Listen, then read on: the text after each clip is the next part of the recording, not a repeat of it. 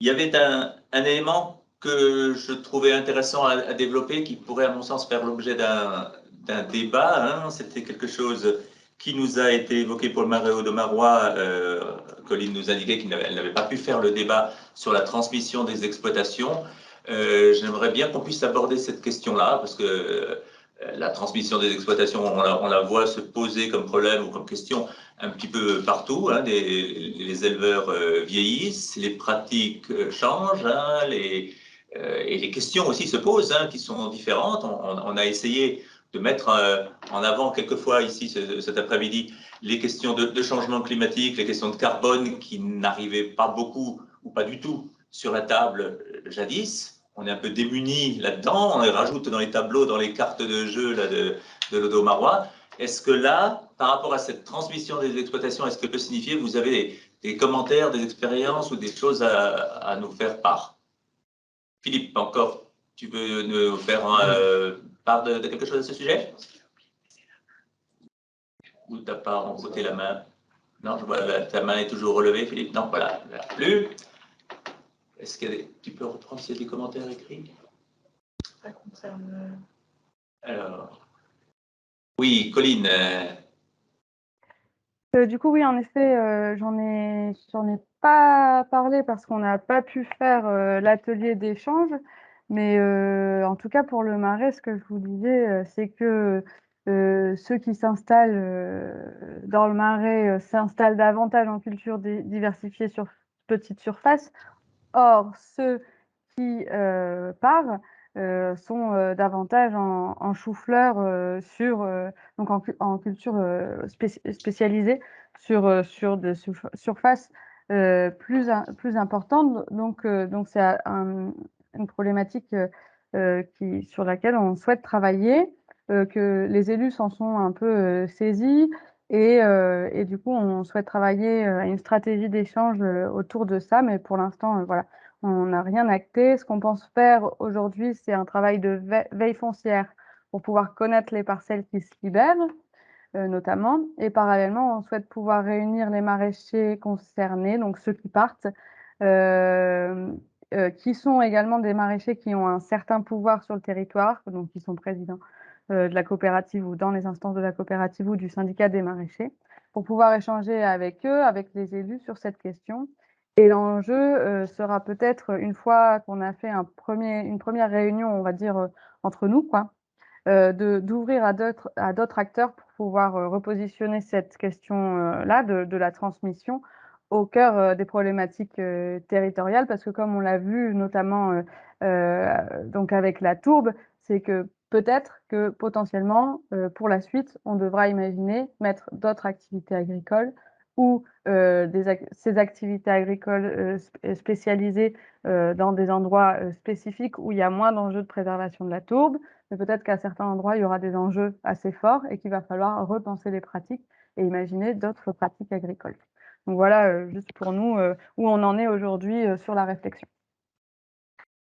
Parce que ça pose vraiment des questions de société dans cette transition. Il n'y a pas simplement la transition individuelle d'un exploitant qui passe à un autre, mais il y a également toute une réflexion qui est en partie collective, mais qui se base sur la propriété privée, bien sûr, de passer d'un système d'exploitation à un autre, puisque on a l'aspect carbone, l'aspect changement climatique qui influe là-dedans.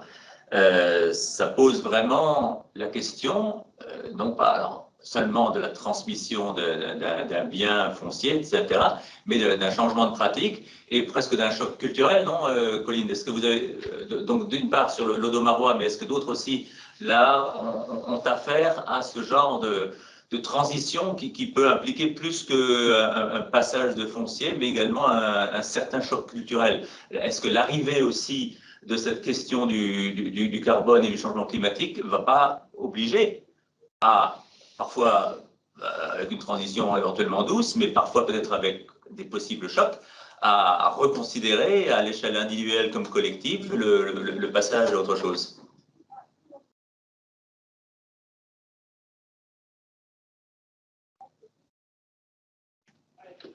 Oui. Grand vide. Du coup, moi, je veux bien reprendre. Nous, du coup, la question qui se posera aussi, c'est que derrière ça, Donc il y a le choc culturel, c'est sûr, mais on a aussi, un outil économique qui fonctionne, qui est la coopérative qui vend le chou-fleur. Voilà et pour l'instant, c'est difficile à envisager, pour les agriculteurs en chou-fleur, en agriculture spécialisée, de pouvoir envisager, une transmission vers d'autres pratiques parce qu'ils veulent aussi garder leur outil économique existant.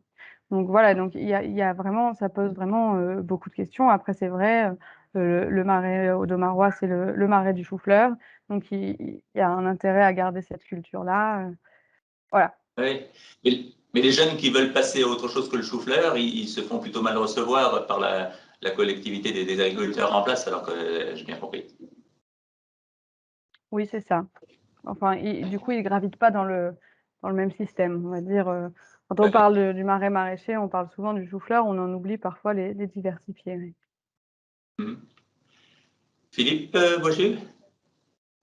Oui, ben, c'est pour rebondir un peu sur le témoignage du collègue du Limousin sur l'observation des gens qui possèdent des tourbières ou des zones humides pâturables et qui se rendent compte de l'intérêt qu'elles ont suite à ces 3 années de sécheresse consécutive. Et justement, nos discours peuvent se croiser sur le fait de vouloir exploiter ou rentabiliser ces espaces, soit à des fins agronomiques ou économiques, soit à des fins écologiques. Et il faut faire attention où on met la limite justement par rapport à ça. Donc il y a des anciens qui sont près de la retraite qui reconsidèrent leur position par rapport à la gestion de ces espaces plus ou moins abandonnés ou drainés. Et ensuite, on a aussi des systèmes qui se mettent en place, modernes, mécanisés, qui en tiennent plus trop compte. Donc c'est assez compliqué, c'est toujours au cas par cas. Moi, je n'ai pas assez de recul et d'analyse généraliste sur ce qui se passe en agriculture dans le secteur, là, malheureusement, mais voilà, au cas par cas, on sent un peu cette distanciation, là, cette problématique. Et parfois, derrière les mêmes mots, derrière les mêmes approches de valorisation, de préservation des zones humides, on peut avoir des effets complètement contradictoires. Donc, c'est vrai qu'il faut bien travailler sur la sémantique, sur les valeurs, les représentations, les usages, pour savoir de quoi on veut parler et vers où on veut aller ensemble sur la préservation et une gestion raisonnée de la ressource en eau, en herbage, en terrain disponible, etc.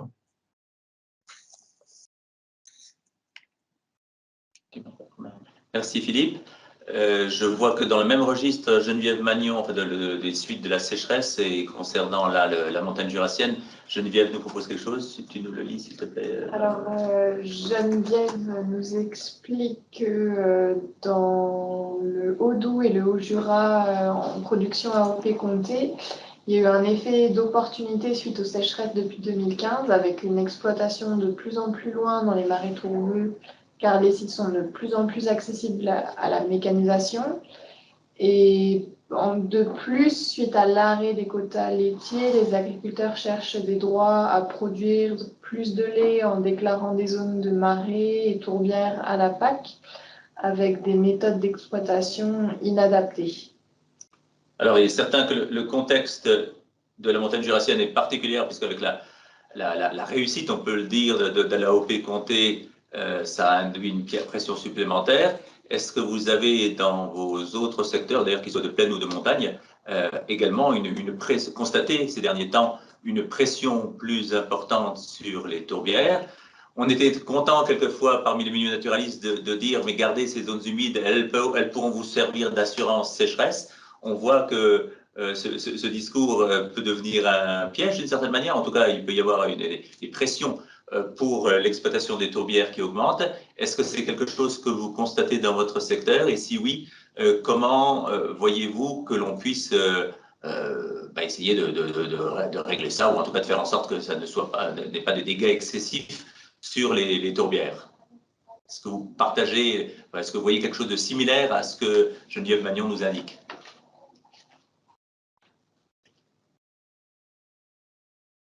N'hésitez pas à prendre la parole à l'oral ou à l'écrit, hein, comme vous le souhaitez.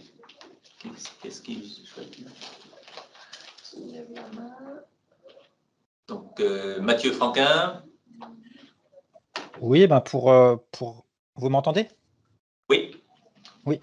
Alors nous, on ne fait pas spécialement ce constat-là avec le changement climatique. On avait plutôt le constat, et je pense que c'est vrai à l'échelle du nord de la France, du bassin Artois-Picardie, avec le programme de maintien de l'agriculture en zone humide, où ça nous a permis, comme tu le disais avant, de mettre en avant l'intérêt de ces zones humides pour l'agriculture au niveau fourrager.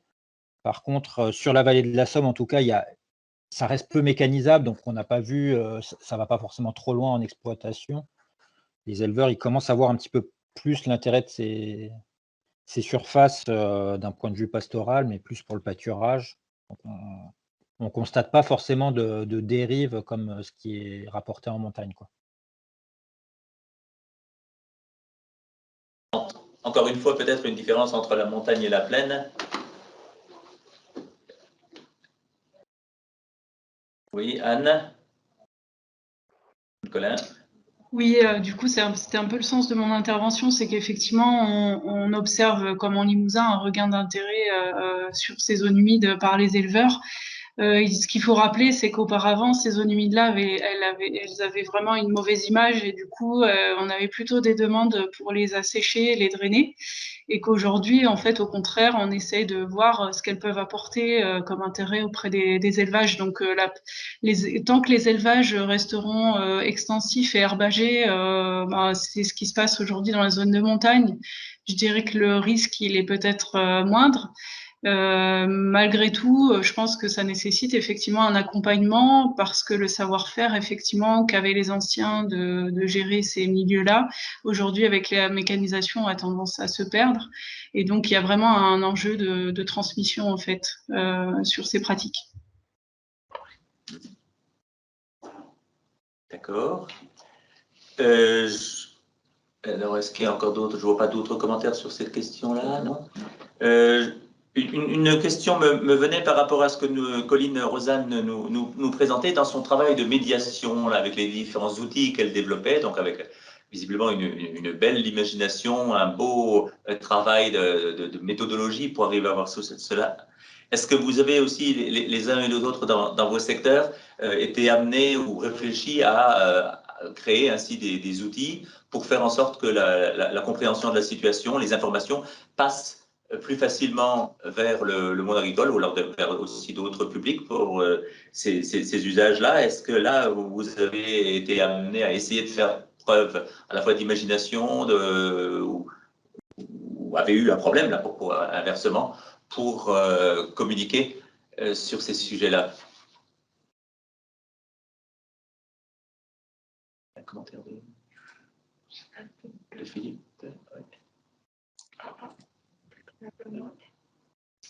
Oui, Philippe, tu avais. J'ai vu dans. Je peux me permettre de te lire. D'intervenir. Non, c'est pas un souci. Oui, oui. Juste pour dire que le cahier des charges, apparemment, du Sénactaire, peut amener aussi à cette problématique de rechercher plus de foin, plus d'herbes locales pour nourrir les bêtes et faire un bon fromage, et du coup, aller chercher dans les zones humides ce qui manque ailleurs. Je referme la parenthèse. Bonne qualité, alors? Ah, toujours. Bonne qualité. Il y a ce petit goût de noisette whisky qui est pas. qui est pas on adore.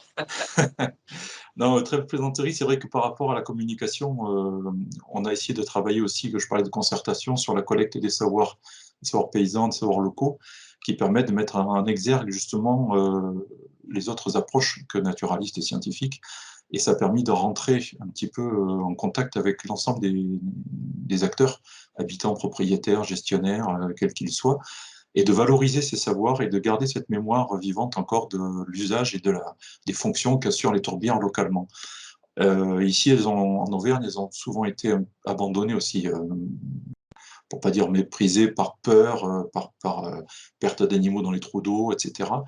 Et petit à petit, ça revient. Et le dialogue qu'on entend aujourd'hui avec le changement climatique, le carbone, etc., commence à faire réfléchir les gens et à avoir une approche un peu plus, comment dire, réfléchie et responsable par rapport à la gestion de ces milieux et à l'impact général, à l'intérêt général de leur gestion. Mais ça amènerait quoi concrètement, Philippe? Là, ça ferait.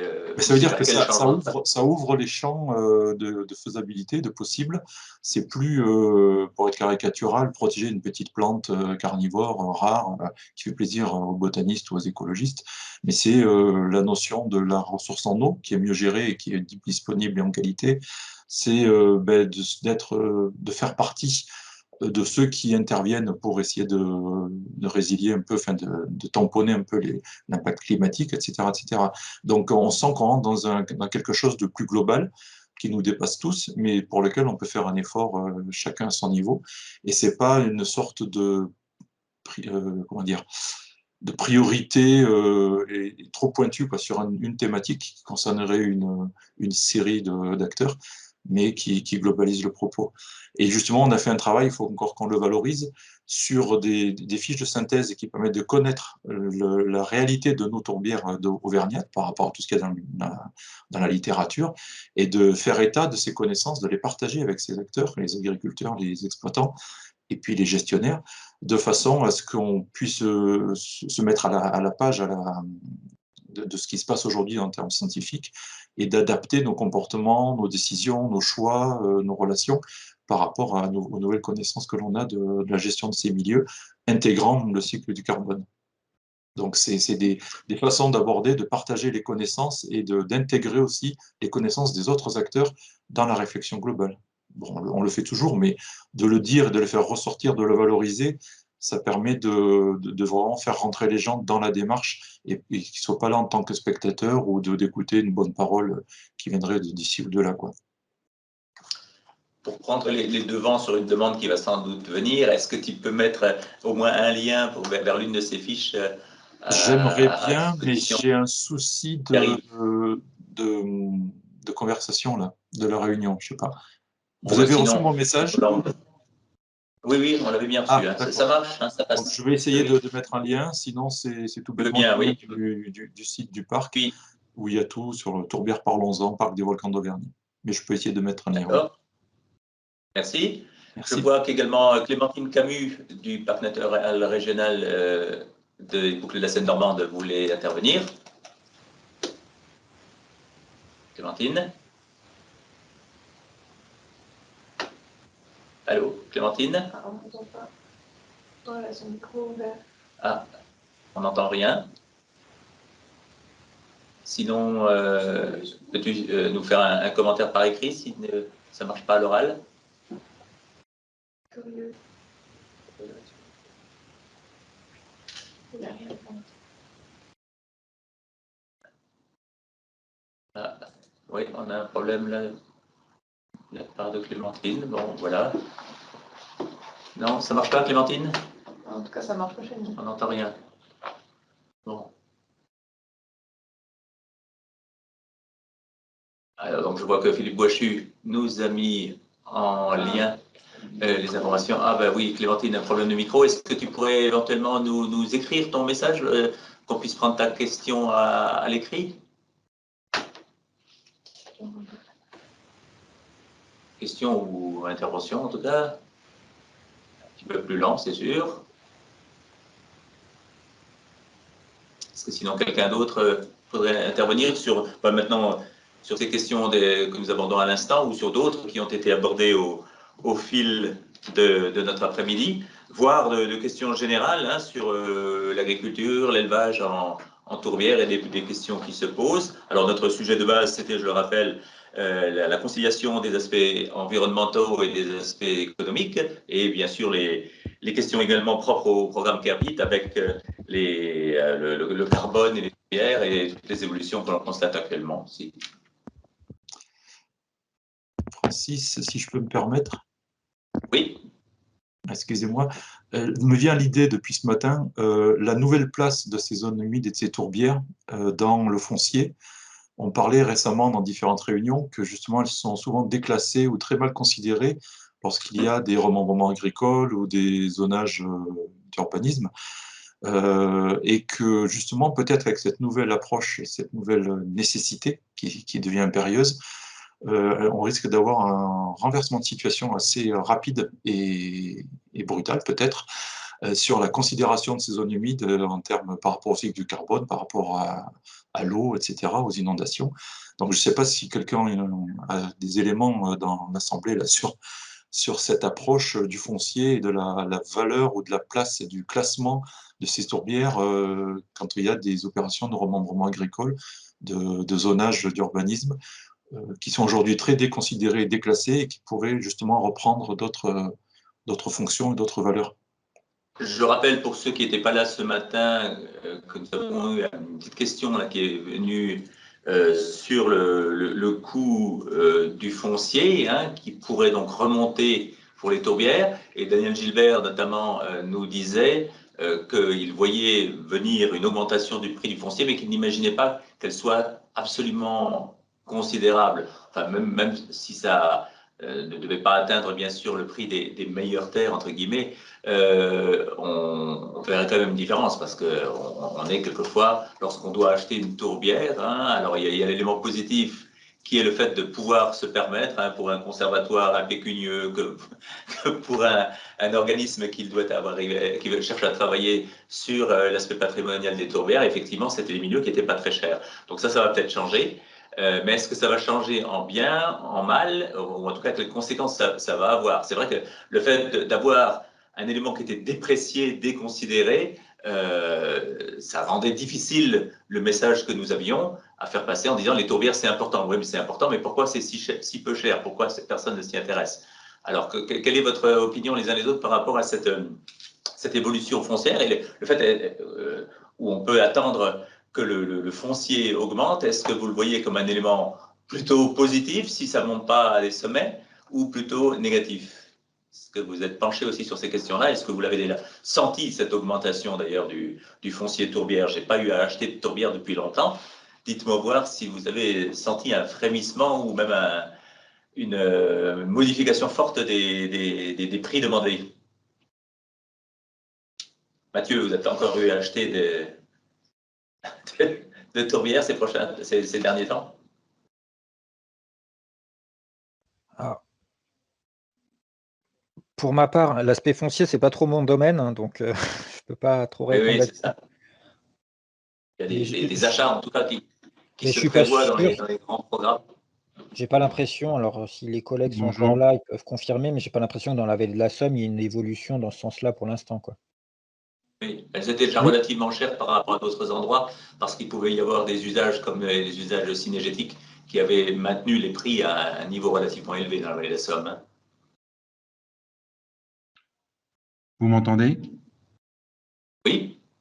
Oui, bonjour, je suis Monsieur Lefranc, je travaille à la Fédération départementale chasseurs d'Ille-et-Vilaine et justement, on a une grosse politique d'acquisition foncière depuis les années 86 et donc et là, on peut parler finalement, avec l'aide de l'Agence de l'eau, on a la possibilité d'acquérir les parcelles tourbeuses à la hauteur de 50% du prix d'achat. Le problème, c'est qu'on est les seuls à acheter et donc on a créé une forme de spéculation des prix. Et finalement, au départ, avec des prix très très bas, maintenant, il est très difficile de négocier actuellement pour acheter l'hectare de la zone tourbeuse, l'hectare de tourbière. On négocie autour de 5 000 à 5 500 euros l'hectare. Et cette augmentation de prix est provenue de votre propre activité ou vous voyez aussi qu'il y a des effets? On a parlé du carbone. C'est notre propre activité. Voilà. C'est-à-dire vous êtes tombé, vous deveniez un petit peu vous avez été un petit peu piégé par la propre demande que vous avez induite là. Exactement, exactement. Et maintenant, bon, là on arrive à la limite aussi. Et en général, les derniers réticents à vendre leurs terres, les agriculteurs qui sont assez réticents à vendre les derniers qui ne veulent plus vendre, par contre, sont plus disposés à faire des échanges. C'est-à-dire que si on avait une opportunité foncière sur des terres cultivées, ils seraient d'accord pour échanger ces terres. Donc finalement, le prix de la terre cultivée vaut le prix de la zone tourbeuse. Et eux, ça les intéresse beaucoup plus que de vendre et de devoir racheter des parcelles à des prix qui sont hors portée. Oui, c'est sûr que pour l'usage proprement agricole, ce ne sont pas encore des lieux qui vont leur convenir autant que les bonnes terres agricoles d'à côté. Hein, oui. Bon, merci pour ce témoignage. Les échanges qui sont sans doute qui sont devenus maintenant pertinents. Mais c'est compliqué parce que voilà, il faut attendre des départs en retraite. Bon, il y a le problème de la SAFER, il y a plein de choses. Ça se complique. Ouais. Vous voyez le commentaire d'Antoine Gazet qui nous dit aussi que pour les tourbières du Nord, les prix sont déjà élevés car ces milieux sont chassés. Ça, j'avais déjà nettement relevé dans toutes les tourbières des Hauts-de-France. Oui. Alors, je vois qu'on a une autre question d'Aurélien Turette. Naomi? Oui. Donc, Aurélien nous demande si quelqu'un aurait un retour d'expérience de valorisation agricole de matériaux issus de travaux en tourbière, comme du déboisement et trépage. Alors, voilà, on est dans une question d'un tout autre sujet, mais qui est important aussi. Comment peut-on valoriser? On n'est pas loin des questions aussi de paludiculture qui ont été brièvement évoqué ce matin avec l'exemple du marais de Chautagne, hein, mais en disant que la paludiculture à proprement parler n'avait pas été installée. Paludiculture, c'est quoi? C'est l'usage, enfin, le maintien ou le retour à des zones en eau et la possibilité de trouver une valorisation agricole aux produits, souvent assez différents de ceux qu'on a l'habitude de mettre en avant, hein, y compris donc les plages, comme on dit dans la région lyonnaise, ou j'ai vu également aux Pays-Bas l'utilisation pour des isolants, l'utilisation diverses ou de produits pas si habituels issus des zones humides. Est-ce que d'autres cas, est-ce que vous avez les uns et les autres des cas en rapport avec ces usages et ces produits?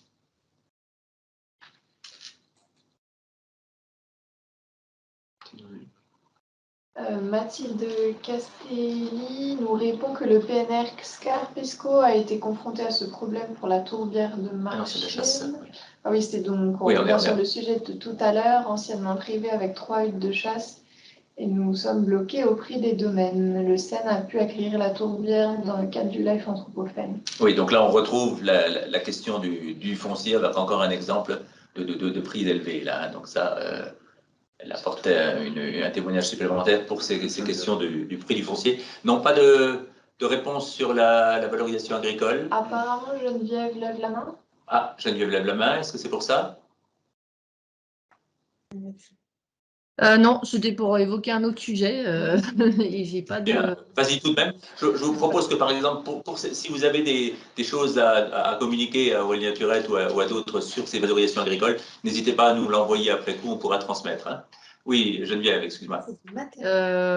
Non, moi, ma remarque, c'était que jusqu'à maintenant, on a un outil qu'on utilise tous, je pense, en zone humide et en tourbière, qui sont les opérations agro-environnementales, donc avec les mesures agro-environnementales et climatiques, les MAEC. Et le C a beaucoup manqué, je pense. Moi, j'ai pas de retour de ce qui va se passer dans la prochaine, enfin, pas de retour précis.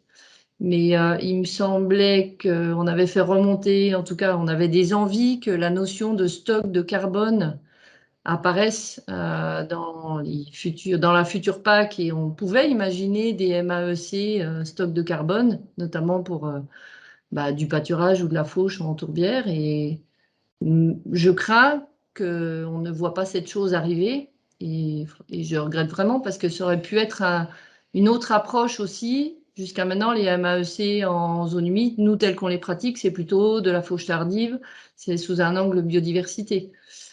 Fauche tardive ou pâturage très extensif. Mais on n'a pas cet angle carbone dans les systèmes agricoles tourbeux, et c'est un petit peu dommage, je trouve. Et je pense que ça aurait pu nous aider. Mais je n'ai pas de retour là-dessus. Enfin, je crois que Francis avait contribué notamment à faire remonter ce genre de demande avec les PNR, etc. Tout à fait, mais ça n'a pas eu l'air de trop passer. Je ne sais pas si peut-être Florence Tinzilal, tu avais des infos là-dessus ou d'autres personnes? Non, enfin moi j'ai rien vu passer là-dessus. Après, j'étais en train de regarder du coup sur mes mails pour voir ce qu'il y avait comme retour que mes collègues avaient eu sur la MAE globale milieu humide. Je reprends pour voir si j'avais un retour global de ce qui avait été retenu ou pas. Mais je ne crois pas.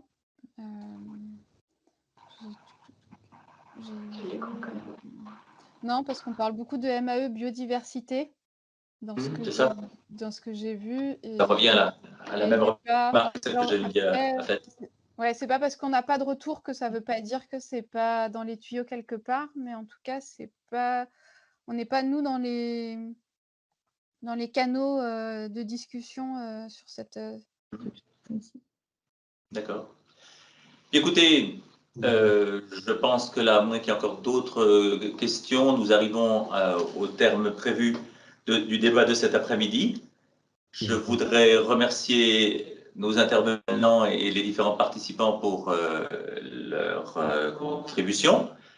Nous avons maintenant vos adresses. Nous pourrons vous faire connaître les suites, notamment les informations supplémentaires qu'on aura, la mise en ligne des comptes rendus et de l'ensemble des débats, puisque tout cela a été enregistré et que vous pouvez le retrouver ou le faire connaître à d'autres personnes qui n'ont pas pu nous rejoindre. Le programme CAREPIT se continue également et maintenant, comme nous avons vos adresses, nous pourrons également, avec Sébastien Gogo et avec Laurent André, vous faire part des prochaines actualités sur ce programme. Je ne sais pas si Sébastien ou Laurent, voulez-vous prendre 2 minutes pour clore cet atelier du programme CAREPIT? Non. Enfin, je voulais juste simplement te remercier le Pôle Relais Tourbière et puis te remercier, Francis, pour l'animation de ces débats qui ont amené quand même, je pense, beaucoup de questionnements et de discussions. Voilà, je voulais encore voilà, remercier tous les présentateurs et puis bien entendu tous les participants. Je crois que, enfin, en ayant vu un tout petit peu le passé là, dans le fil de discussion, j'ai l'impression qu'il y a, voilà, il y a pas mal de liens qui sont apparus avec voilà, des demandes de retour d'expérience sur chacun des sites. Donc voilà, je pense que c'est aussi une bonne occasion de mettre en relation les différentes personnes sur des sujets quand même relativement proches, puisqu'on voit que les thématiques ressortent, j'allais dire, d'un site à l'autre. Donc voilà, n'hésitez pas à continuer d'échanger. Et puis ben, écoutez, peut-être à une prochaine occasion pour un nouveau webinaire hein, ou en présentiel, puisque comme l'avait dit Sébastien, on essaiera de se retrouver l'année prochaine en présentiel sur le site de la Guette. Donc voilà, ça sera peut-être l'occasion de se croiser dans la vraie vie. Entendu, merci beaucoup. Voilà, merci beaucoup et bonne soirée à tous. À bientôt, au revoir. Merci à tous, au revoir.